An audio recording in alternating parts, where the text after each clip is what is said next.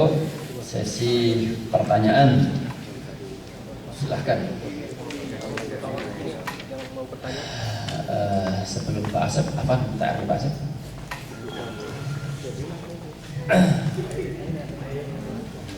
Jazakallahu khair atas penyampaiannya tentang hukum buyu. Ada beberapa pertanyaan Ustaz. Pertanyaan pertama, saya dalam keadaan puasa sunnah, terus saya lupa bersetubuh dengan istri. Ingat-ingat pada waktu mandi, bagaimana puasanya, batal atau tidak?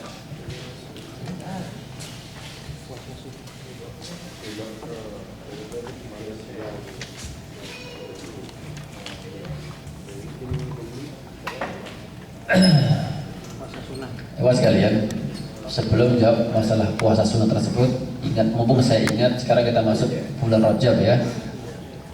Ini banyak pertanyaan dari jamaah. Bagaimana tata cara, apalagi bagaimana hukumnya? Jadi banyak SMS masuk, bagaimana tata cara puasa Rajab. Bukan Ustaz bagaimana hukumnya. Tidak ya. Jadi kalau yang bertanya tentang tata cara itu berarti sudah meyakini bahwa baik, puas sekalian, semua hadis yang membahas tentang keutamaan puasa Rajab, semuanya, tidak hanya puasa, termasuk menghidupkan malam-malam Rajab, termasuk amal-amal soleh pada Rajab yang mengkhususkan tahsis ya. Semua hadis tersebut oleh Syekh Al-Albani dikatakan adalah hadis dhaif. Memang Rajab termasuk syahrul hurum, bulan yang Allah muliakan selain Muharram, Dzulqa'dah dan Dzulhijjah. Maksudnya ya sekalian, bulan Muharram ini kemaksiatan-kemaksiatan yang Allah larang di semua bulan-bulan, maka pelarangan pada bulan Muharram ini lebih dahsyat. Kedua, amal ibadah di bulan-bulan Muharram ini, kalau memang sudah kita kerjakan pada bulan-bulan sebelumnya, misalnya kemarin Jumadil Awal, Jumadil Tsani, kita udah biasa puasa, udah biasa qiyamul lail, sedekah, maka masuk bulan ini kita beribadah juga sama seperti itu, tidak apa-apa. Yang dilarang adalah tahsis, mengkhususkan seakan-akan keutamaan ibadah tersebut hanya pada bulan Rajab ini. Itu yang tidak diperlukan. Jangan dianggap tidak boleh kita puasa pada bulan ini. Boleh-boleh saja, tapi jangan diyakini bahwa kalau kita puasa pada bulan ini pahalanya sekian. Jelas ya? Kembali pertanyaan, hukumnya orang bersetubuh lupa saat dia berpuasa. Yang namanya orang lupa. Jangan cuma begitu ya. Jelas sekali Allah Subhanahu wa taala mengampuni, innallaha tajawaza an ummati al khata' wa nisyan. Salah, jangan cuma lupa. Salah saja Allah ampuni jikalau perbuatan tersebut tidak disengaja. Hatta puasa Ramadan, dan tidak hanya puasa sunnah tadi itu, hatta Ramadan pun kalau ya kebangetan lah kalau lupa ya. Oh seandainya ada lah, anggaplah ada gitu ya. Seandainya ada, yang kemudian tidak Ramadan mungkin karena hari pertama kali ya. Bangun tidur siang. Bangun tidur siang kan. Bangun tidur siang, dianggap hari biasa. Baik, bapak sekalian, kalau memang dia lupa, teruskan puasanya. Anggaplah itu adalah rezeki dari Allah Subhanahu wa taala. Kalau biasanya hadis itu ada adalah lupa minum dan lupa makan, tapi ini lupa bersetubuh, luar biasa ya. Masa dua-duanya lupa. Kadang-kadang ingat tapi udah tanggung. Ingat tapi udah tanggung. Nah itu yang Kalau ingat terus tanggung, kalau itu masalah puasa sunnah bebas dia. Mau diteruskan puasanya atau diteruskan itunya, karena statusnya adalah puasa sunnah. Tetapi kalau puasa wajib segera untuk ditinggalkan. Janganlah heran jawabannya. Ketika sahabat menghadap Rasulullah lupa melakukan hubungan dengan istrinya ketika puasa Ramadan, kan tetap kena sanksi, membayar kafarat itu. Bukan lupa, gimana? Saya tidak tahu hadisnya kalau lupa kemudian sanksi itu. Itu sengaja. Ya. Apapun amal ibadah yang kita langgar karena lupa, apapun jenisnya, lupa tidak tahu kan. Makanya kita diajarkan Rabbana la tu'akhidna in nasina au akhtana seterusnya. Jadi itu bukan lupa, memang sengaja. Waqa'na ya Rasulullah, kami terlanjur ya, terjerumus begituan di bulan Ramadan, bukan lupa. Kalau lupa ya gak ada hukumnya. Ya, tanya berikutnya, saya sering melihat orang Saudi kalau membayar fidyah masak-masak atau membagikan makanan. Bagaimana jika langsung kita ganti pakai uang bukan makanan itu? Bagaimana biar tidak repot? Adanya itu kan budak atau mengasih pakaian atau makanan.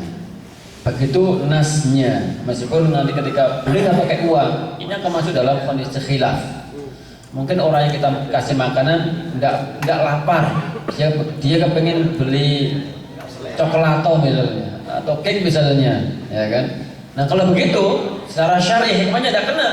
Kita kan ngasih orang makan, kalau orang kepengen makan cake atau coklat itu orang nggak kelaparan dia, itu sudah cemilan. Berarti dia bukan orang miskin. Padahal maksudnya makan itu adalah karena apa? Orang yang kelaparan, dan orang yang kelaparan rata-rata adalah orang-orang miskin. Berarti kalau begitu, agar selamat dari khilaf, maka kalau tidak bisa membebaskan budak, ya ngasih pakaian, iya, atau ngasih makanan. Ini pertanyaan berikutnya, bagaimana hukumnya apabila kita membeli sesuatu barang, tetapi barang itu barang curian atau kredit belum lunas, dilarikan dan dijual? Kalau curian sudah jelas hukumnya, tidak ada khilaf lagi. Kita tahu si fulan itu tukang curi mobil kemudian atau motor. Motor baru harganya 20 juta, dijual kita harganya cuma 5 juta, senang sekali yang beli ya.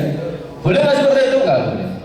Itu namanya ta'awanu 'alal itsmi wal 'udwan, wa la tata'awanu 'alal itsmi wal 'udwan. Yang kedua tadi masalah kredit. Ya gitu ya. Hukum membeli barang curian, yang kedua kreditan. Nah ini tidak masalah. Dia meneruskan kreditannya, tidak apa-apa. Selama jenis kreditannya tadi itu dibenarkan, karena ya sekalian ini banyak sekarang itu sistem pengkreditan pun juga tidak semuanya benar. Ya kan? Tidak semuanya benar. Contohnya tidak benar aja nih. Jadi orang-orang kaya dia jual sesuatu yang tidak dia miliki. Nah ini nggak boleh. Jadi ini dealer, ini konsumen, ini orang kaya. Konsumen kepengen mobil atau kepengen motor, ya kan? Terus dia mau ngredit, tidak punya uang kan? Terus dia datang ke orang kaya ini, sama orang kaya ini, udah ambil aja nanti saya bayarin. Jadi nanti dia orang ini, si konsumen ini ke orang kaya kreditnya. Boleh nggak seperti itu? Dua kemungkinan, boleh dan tidak boleh. Bolehnya jika si orang kaya ini oke, tak beli dulu mobilnya, dia langsung ke dealer, beli ke orang kaya ini ke dealer untuk beli cash. Pada saat itu mobil sudah miliknya si orang kaya ini. Maka silakan orang kaya ini kamu jual cash atau kredit ke siapa saja boleh.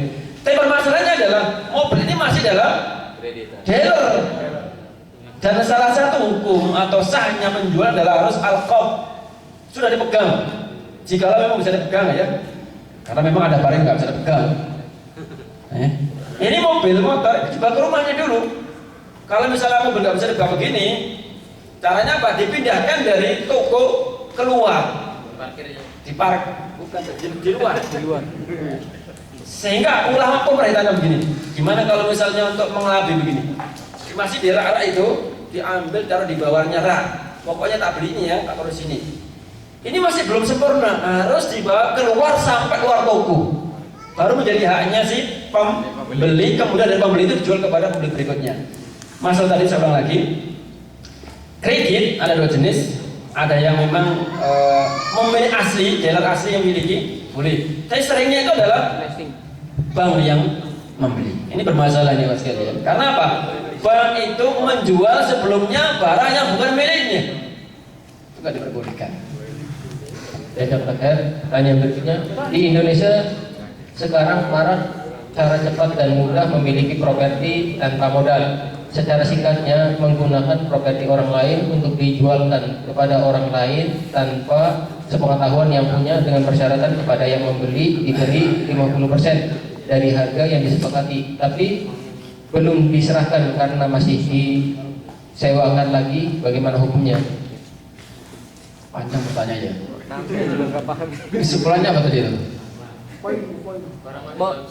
Mungkin kesimpulannya menjualkan properti orang lain.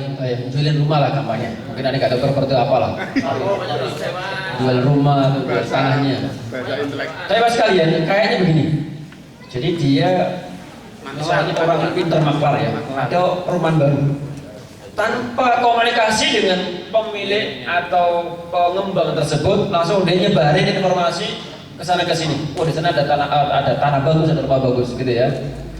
Langsung orang yang belum tahu informasi ini lewat dia, oke ya, belikan. Boleh nggak seperti itu? Tidak boleh. Kenapa? Dia menjual sesuatu yang bukan miliknya. Kecuali orang ini sudah mendapatkan amanah dari pengembang.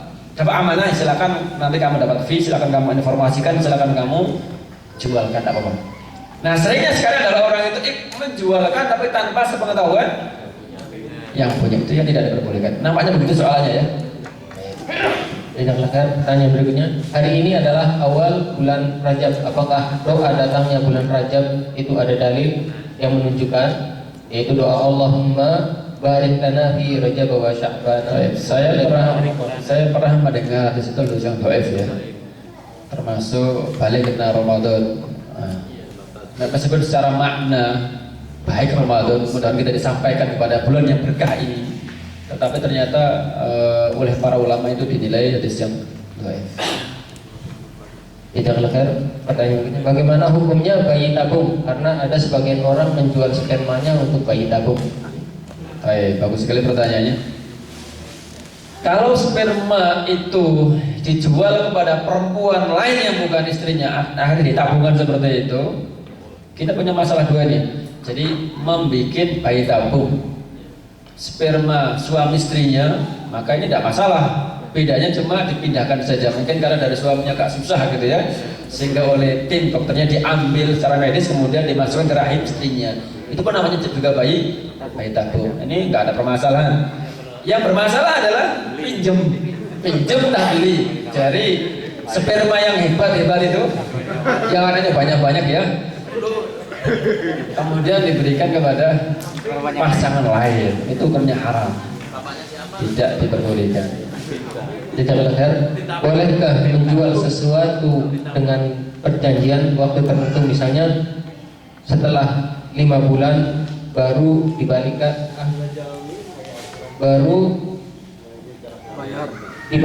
tapi dengan harga lebih tinggi dari harga biasanya? Baik, itu namanya sistem kredit.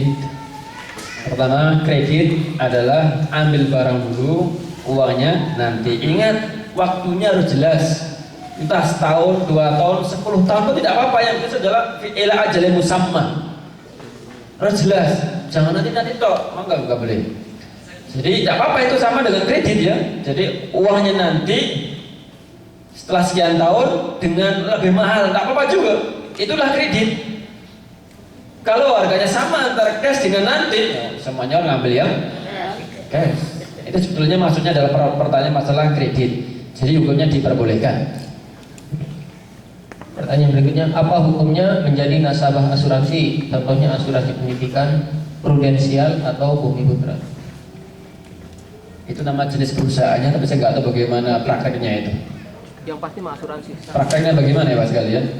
Asuransi pendidikan bagaimana itu prakteknya? Asuransi tetap kayak asuransi tanah. Jadi kita misalnya tiap bulan bayar sekian. Kalau sekalian ambil kaidah lah dalam sistem jual beli ini, kalau ada unsur gharar, spekulasi, ketidakjelasan, untung rugi, maka tidak diperbolehkan. Masalah tadi itu misalnya kita naruh uang 10 juta dari sekarang ke perusahaan tertentu sehingga nanti dijamin anak kita bisa sekolah sampai selesai perguruan tinggi. Ini spekulasi Mas sekalian. Satu, bagaimana kalau misalnya anaknya kemudian meninggal? Apakah uangnya itu bisa diambil atau tidak? Kita nggak tahu juga. Kedua, nilai mata uang itu berubah-ubah. Boleh jadi naik dan turun. ternyata setelah membayar 10 juta 5 tahun ke depan semua harga barang-barang macam naik semuanya 100%, bangkrutlah perusahaan tersebut. Iya kan? Kalau begitu berarti ada unsur gharar. Dan jelas kata Rasulullah, nahaan bai'il gharar, tidak diperbolehkan. Tidak melanggar. Pertanyaan berikutnya, bagaimana hukum kawin suntik untuk hewan? Nah, kalau ini nggak masalah karena kambing itu nggak ada mahram ya. Meskipun ini, hatta kan boleh bapak ibu, anak ibunya adik saudara kandung kan. Nah ini disuntik dari pejantan yang hebat, tapi dari catatan dari miliknya masing-masing ya. Tapi kalau beli, pinjam, bayar ini dilarang. Tapi kalau misalnya soalnya masalah nyuntik dari pejantan yang hebat, tidak apa-apa. Jadi nggak ada hukum mahram-mahraman masalah binatang. Demikian, mudah-mudahan ada manfaatnya. Kita mohon kepada Allah Subhanahu wa taala agar senantiasa diberikan keteguhan, keistiqomahan di dalam thalabul ilmi ini. Karena sekalian, tidak ada orang yang paling mulia kecuali orang yang mau bergabung dalam majelis ilmi sebagaimana firman Allah Subhanahu wa taala, yarfa'illahu alladziina aamanu minkum walladziina utul ilma darajat. Akhir ma tasma'un. Assalamualaikum warahmatullahi wabarakatuh.